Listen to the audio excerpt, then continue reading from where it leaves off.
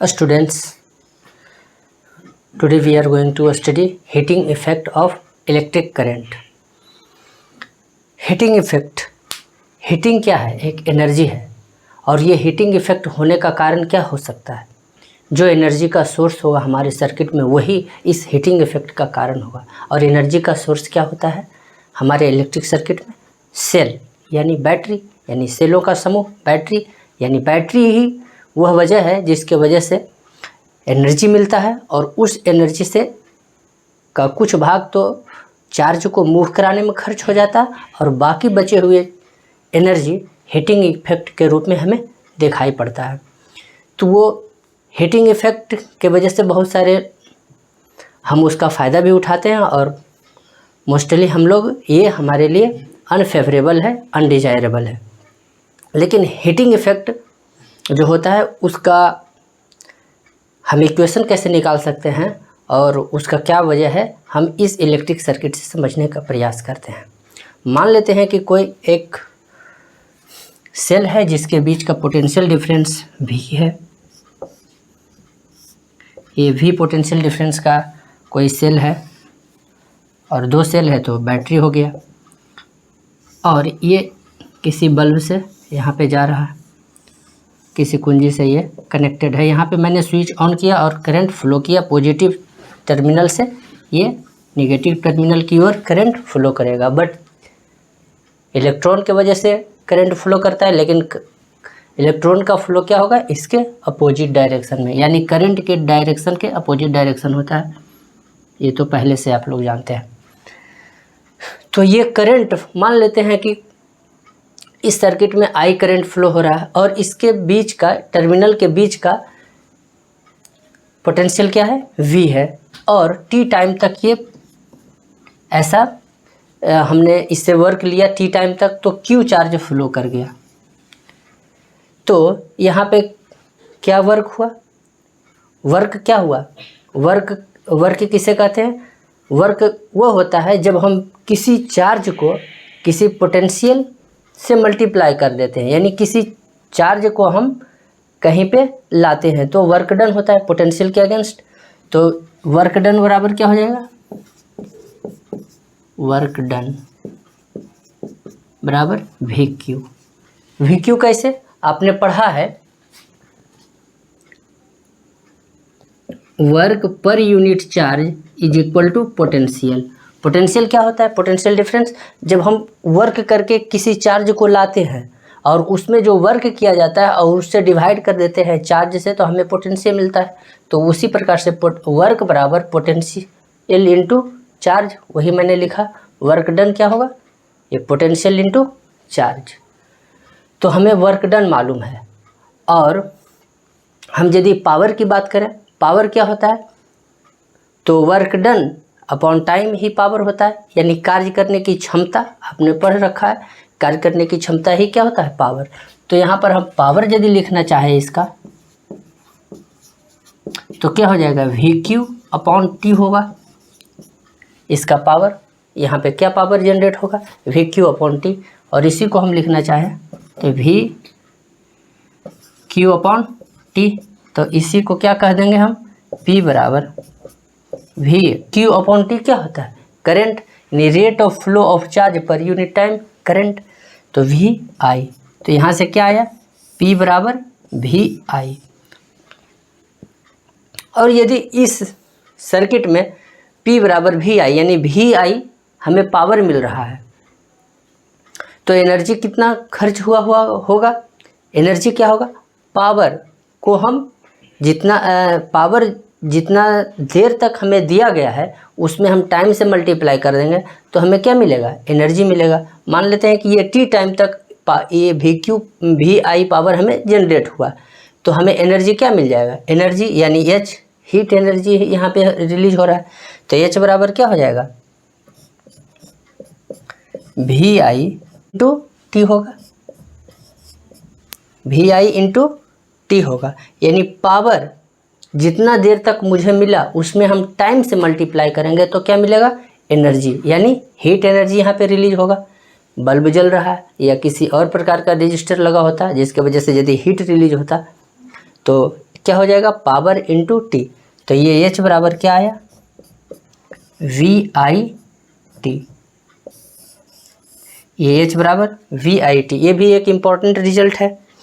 अब इसमें हम ओम्स लॉ को हम लगा देते हैं।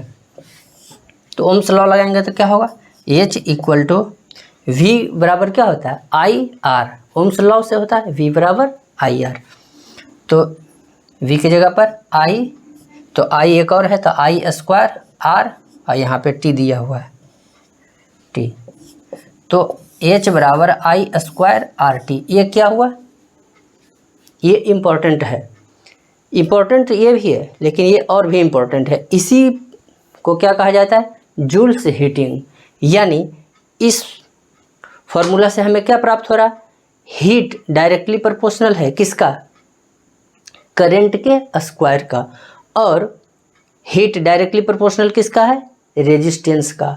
और जितना देर तक ये सारा वर्क हुआ है यानी टाइम, उसके डायरेक्टली प्रोपोर्शनल है। तो हीट कहीं भी रिलीज होगा तो रेजिस्टेंस के डायरेक्टली प्रोपोर्शनल होगा, उसमें जो करंट फ्लो हो रहा है उसके स्क्वायर के डायरेक्टली प्रोपोर्शनल होगा, और जितने टाइम तक ये फ्लो हुआ है उसके डायरेक्टली प्रोपोर्शनल होगा। तो इसी को क्या कहेंगे, जूल्स हीटिंग।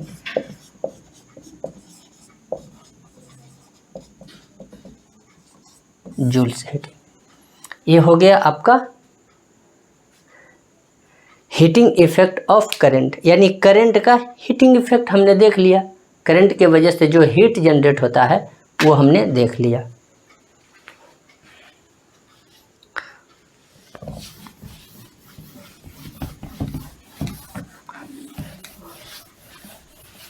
स्टूडेंट्स, अब हम देख लेते हैं कुछ प्रैक्टिकल एप्लीकेशन हीटिंग इफेक्ट का।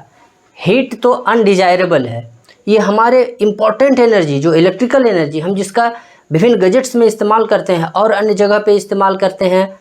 आजकल सबसे इम्पॉर्टेंट सोर्स ऑफ एनर्जी हमारे लिए इलेक्ट्रिकल एनर्जी है, और वो हीट के रूप में खर्च हो जाता है, बर्बाद हो जाता है। तो मुझे बहुत हमें लगता है कि ये नहीं होना चाहिए, ये क्या है, अनफेवरेबल है। तो ये एक, और यह एक इनएविटेबल प्रोसेस भी है, हम इसे ख़त्म भी नहीं कर सकते। आप जानते हैं कि वायर में जो इलेक्ट्रॉन मूव करता है बहुत ही आसानी से मूव नहीं करता है, वो बहुत सारे एटम से कोलाइड करते हैं, यानी हर सेकंड करोड़ों एटम से वो कोलाइड करते हैं, जिस वजह से इस धक्का मुक्की की वजह से बहुत सारा हीट रिलीज होता है और बहुत सारे ऑब्स्टेकल से मिलते हैं इलेक्ट्रॉन को मूव करने में। तो वो सब की वजह से ही हीट जनरेट होता है मुख्यतः। तो हम कह सकते हैं कि ये जब इलेक्ट्रॉन मूव करेगा, इलेक्ट्रिकल एनर्जी की वजह से इलेक्ट्रॉन मूव करेगा और हमें इलेक्ट्रिसिटी मिलेगी, तो उस दौरान हीट का जनरेशन होना ही है। ये इनएविटेबल प्रोसेस है, हालांकि अनफेवरेबल है, फिर भी इसके बहुत सारे हमें फ़ायदे हैं, हम इसके लाभ भी उठाते हैं। कहाँ पे लाभ उठाते हैं, जैसे हम इलेक्ट्रिक केटल में चाय बनाते हैं या पानी को गर्म करते हैं, इस प्रकार से इसका इस्तेमाल किया जाता है। और कहाँ करते हैं, इलेक्ट्रिक ओवन में, आयरन में, लॉन्ड्री आयरन में बड़े पैमाने पर इस्तेमाल किया जाता है। इलेक्ट्रिक ओवन, इलेक्ट्रिक टोस्टर और बहुत सारे इलेक्ट्रिक हीटर गर्म रूम को गर्म करने के लिए, इन सब जगहों पे इसका इस्तेमाल किया जाता है, जो कि बहुत ही अच्छा यूज है।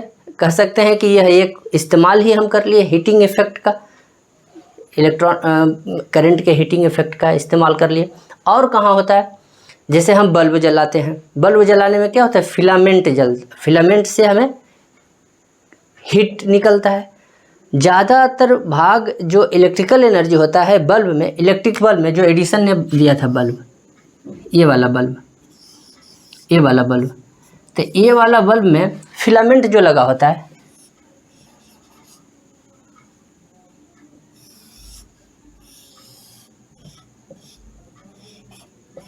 ये जो बल्ब होता है इसमें जो फिलामेंट लगा होता है, ये फिलामेंट किसका होता है, टंगस्टन का होता है। और टंगस्टन का ही क्यों होता है, क्योंकि टंगस्टन बहुत ही हाई मेल्टिंग पॉइंट होता है, यानी इसका गलनांक क्या होता है, बहुत ही ऊंचा। कितना होता है, 3380 डिग्री सेल्सियस होता है इसका। हाई मेल्टिंग पॉइंट होने की वजह से इसका पतला तार बना दिया जाता है, और उसके बाद क्या होता है, इससे हीट, काफ़ी ज़्यादा हीट निकलता है, और उसी हीट के दौरान लाइट रेडिएशन भी होता है। तो मैक्सिमम भाग तो हीट में खर्च हो जाता है, और उसके कुछ भाग लाइट के रूप में निकलता है, लाइट रेडिएशन के रूप में, जिसके लिए हम बल्ब का इस्तेमाल करते हैं। हम इस्तेमाल करते हैं लाइट के लिए, परंतु इससे ज़्यादा खर्च हो जाता है, क्या हीट में खर्च हो जाता है, तो इसका इस्तेमाल किया जाता है। तीसरा इसका इस्तेमाल प्रैक्टिकल और कहाँ पे देखते हैं, फ्यूज बनाने में। हमारे घर के बाहर जहाँ पे आता है तो वहाँ पे मेन फ्यूज लगाते हैं, और हर सर्किट बोर्ड में एक फ्यूज लगा होता है ताकि शॉर्ट सर्किट हो तो उससे बचा जा सके। यानी कि बहुत सारे जो इलेक्ट्रिकल एप्लायंसेस हमारे लगे हुए हैं वो नुकसान उनको ना हो, उसके लिए हम फ्यूज लगा देते हैं। फ्यूज लगाने से क्या होता है कि जब शॉर्ट सर्किट होता है तो काफ़ी तेज़ करंट फ्लो करता है, तो वहाँ पे क्या होता है, हीटिंग इफ़ेक्ट के वजह से ये जो फ्यूज होते हैं ऐसे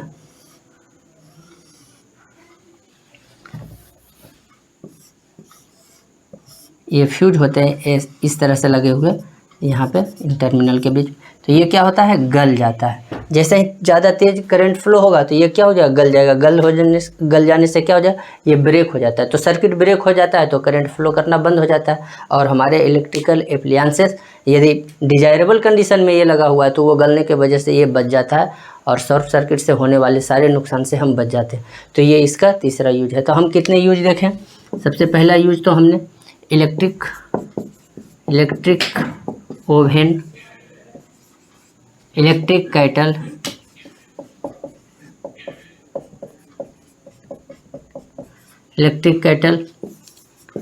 इलेक्ट्रिक हीटर,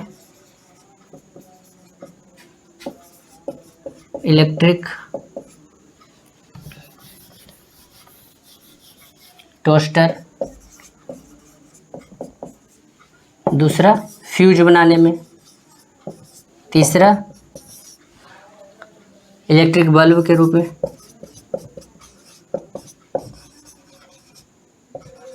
तो इन जगहों पर इसका इस्तेमाल कर लेते हैं। स्टूडेंट्स, अब हम पढ़ लेते हैं पावर, इलेक्ट्रिक पावर के बारे में। इलेक्ट्रिक पावर क्या होता है?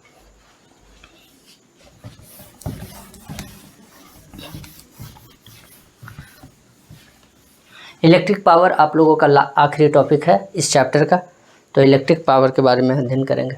इलेक्ट्रिक पावर क्या होता है? पावर होता क्या है स्टूडेंट्स? कार्य, मतलब रेट ऑफ डूइंग वर्क ही क्या है? पावर। पावर क्या है?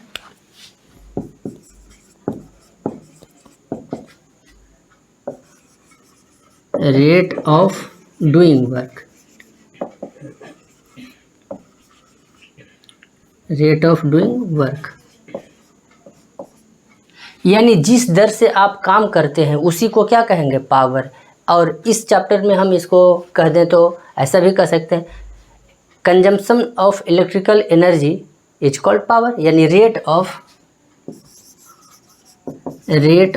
Consumption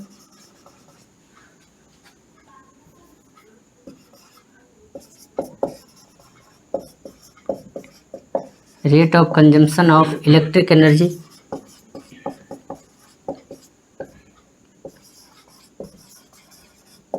rate of consumption of electric energy क्या होगा? पावर। यानी कि इलेक्ट्रिकल एनर्जी के खर्च होने का जो दर है उसी को क्या कहेंगे? पावर। यानी पावर बराबर VI। अब आप कहेंगे कि rate of consumption of electric energy power होता है तो P बराबर VI आप क्यों लिखे? तो अभी आपको हमने बताया है स्टूडेंट्स कि वर्क डन ही क्या है? एनर्जी खर्च होना और सब, ये सब क्या है? सबका सेम डायमेंशन होता है, वर्क डन। तो यहाँ पे देख लेते हैं, जैसे हमने क्या पढ़ा था, वर्क डन अपॉन चार्ज बराबर क्या होता है? पोटेंशियल। तो उसी प्रकार से वर्क डन बराबर क्या हो जाएगा? ये वर्क डन बराबर VQ, और वर्क डन ही क्या है? और वर्क डन को हम टाइम से डिवाइड करते हैं तो क्या मिलता है? पावर मिलता है। रेट ऑफ डूइंग वर्क क्या है? पावर। तो यही VQI, मतलब ये क्या, Q अपॉन T को क्या कहते हैं? V, और इधर Q अपॉन T को क्या कहेंगे? I। तो वही P बराबर क्या हुआ? VI। तो ये P बराबर VI। अब इसी को और आगे भी लिख सकते हैं, V को हम I में कन्वर्ट कर सकते हैं ना, क्योंकि V बराबर क्या होता है? IR। तो यहाँ पर क्या होगा? V की जगह पर आई और फिर आई है तो आई स्क्वायर आर भी लिख सकते हैं। P बराबर भी आई, V बराबर आई आर। उसकी वजह से यहाँ पर क्या है आप जानते हैं, V बराबर आई आर, ओम्स लॉ से। अब इसी आई को अब V में हम कन्वर्ट कर दें तो क्या हो जाएगा, V स्क्वायर अपॉन आर हो जाएगा। आई बराबर V अपॉन आर, यहाँ से देखिए आई बराबर V अपॉन आर, तो वही हो गया यहाँ पे। तो ये एक इम्पॉर्टेंट रिजल्ट है आप लोगों के लिए। ये P बराबर आई स्क्वायर आर और V स्क्वायर अपॉन आर, ये हो गया पावर। अब हम कहें एनर्जी क्या होगा, एनर्जी पावर में टाइम से हम मल्टीप्लाई करेंगे तो वही एनर्जी हो जाएगा। एनर्जी का वही डायमेंशन होता है जो वर्क का होता है। तो पावर में हम टाइम से कितना देर तक पावर मिला उसमें हम टाइम से मल्टीप्लाई करेंगे तो कितना एनर्जी खर्च हुआ ये हमें पता चल जाएगा। तो इधर देखिए, जैसे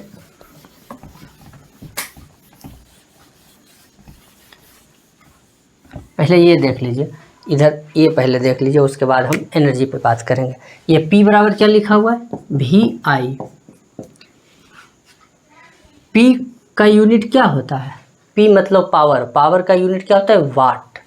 तो हम लिखते हैं 1 वाट। हम 1 वाट को डिफाइन करना चाह रहे हैं। ये क्या है, वोल्ट। वोल्ट का यूनिट क्या होता है, वोल्टेज है ये, वोल्टेज। और इसका यूनिट क्या होता है, वोल्ट। क्या होता है, वोल्ट। तो 1 वोल्ट, क्योंकि हमको 1 वाट लाना है तो 1 ही लेंगे तो मल्टीप्लाई होके 1 आएगा। तो 1 वोल्ट। और एम्पियर का यूनिट क्या होता है, ये क्या है, करंट है। और करंट का क्या होता है, एम्पियर। तो 1 एम्पियर लेंगे क्योंकि हमको क्या लाना है, 1 वाट। तो 1 वाट बराबर 1 वोल्ट इंटू 1 एम्पियर। तो हम इसको ऐसे लिख सकते हैं 1 इंटू VA। यानी इस वाट को ही क्या कहा जाता है, वोल्ट एम्पियर। यानी वाट को हम दूसरे नाम से क्या कह सकते हैं, वोल्ट एम्पियर। तो 1 वाट हमें डिफाइन करना है। तो हम कैसे करेंगे 1 वाट को define, if potential between 2 terminals is 1 volt and current passing through the conductor is 1 ampere, then power of this conductor is, या power of this conducting wire is क्या हो जाएगा, 1 वाट। या ऐसे आप कह सकते हैं 1 watt is defined as if potential between the 2 terminal is V volt या 1 volt and current passing through the conductor is 1 ampere. यही हो गया क्या, 1 वाट डिफाइंड है। तो इसको लिख लेते हैं 1 watt is defined as if 1 volt potential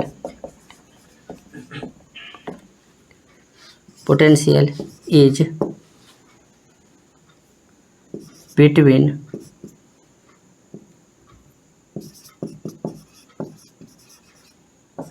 the 2 terminals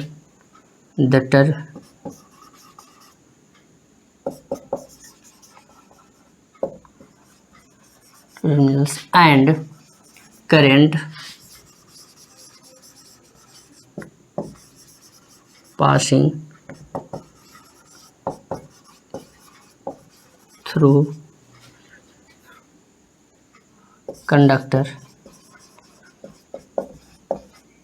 is 1 ampere. तो ये क्या हो जाएगा, 1 वाट। तो हमने 1 वाट को डिफाइन कर लिया। अब हम देख लेते हैं स्टूडेंट्स, हम अपने घरों में यूनिट का यूज करते हैं कि कितना यूनिट आया है बिजली बिल। तो उस यूनिट के बारे में जान लेते हैं कि वो क्या होता है। यूनिट में हम किसको मापते हैं, इलेक्ट्रिकल एनर्जी कितना खर्च हुआ।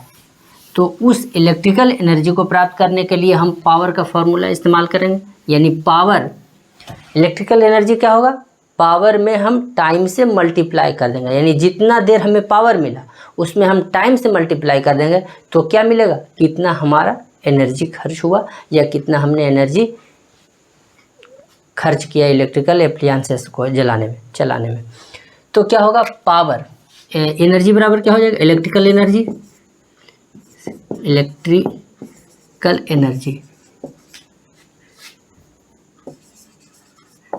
एनर्जी बराबर पावर इनटू टाइम। तो ये पावर कितना है, यानी पावर क्या है P और टाइम क्या है T। तो ये क्या हो गया PT, एनर्जी खर्च हुआ यही। तो यहाँ पे हम एनर्जी के रूप में हम इसको लिख सकते हैं, जैसे एनर्जी, तो जैसे वाट है तो वाट सेकेंड, इसका क्या हो जाएगा यूनिट, इलेक्ट्रिकल एनर्जी का क्या हो जाएगा, जैसे इसका यूनिट हम यदि देखना चाहें तो क्या हो जाएगा, पावर इनटू टाइम है, तो इलेक्ट्रिकल एनर्जी का क्या हो जाएगा, इसका क्या है वाट, और ये टाइम का क्या होता है सेकेंड। तो वाट सेकेंड, एनर्जी का यूनिट क्या हो जाएगा वाट सेकेंड। अब कितना एनर्जी खर्च हुआ है तो वाट सेकेंड। अब स्टूडेंट्स वाट क्या होता है ना कि बहुत छोटा यूनिट होता है पावर का, तो हम इस वाट का एक बड़ा यूनिट बना लेते हैं 1000 मल्टीप्लाई करके। तो 1000 वाट को कहा जाता है 1 किलो वाट। ये आप तो जानते हैं, क्योंकि किलो क्या है, एक प्रीफिक्स है जो 1000 के जगह पे आता है। तो 1000 वाट बराबर 1 किलो वाट हुआ। अब हम इलेक्ट्रिकल एनर्जी जो हमारे घरों में यूनिट के रूप में इस्तेमाल होता है, वो कितना एनर्जी को एक यूनिट कहा जाता है, 1 किलो वाट घंटा को यूनिट में जो खर्च होता है उसको वो किस चीज़ में होता है 1 किलो वाट घंटा।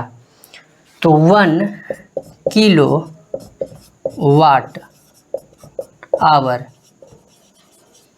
तो देखिए किलो वाट तो यही हो गया वाट का ही, और आवर्स क्या है सेकेंड को ही आवर्स में कन्वर्ट किया।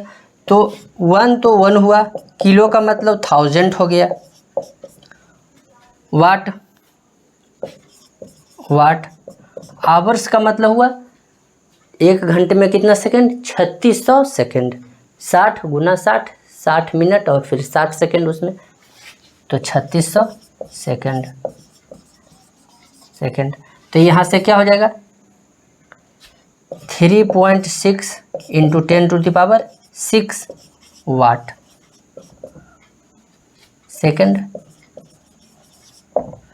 सेकेंड, यानी 1 किलो वाट घंटा, जिसको कि हम क्या कहते हैं एक यूनिट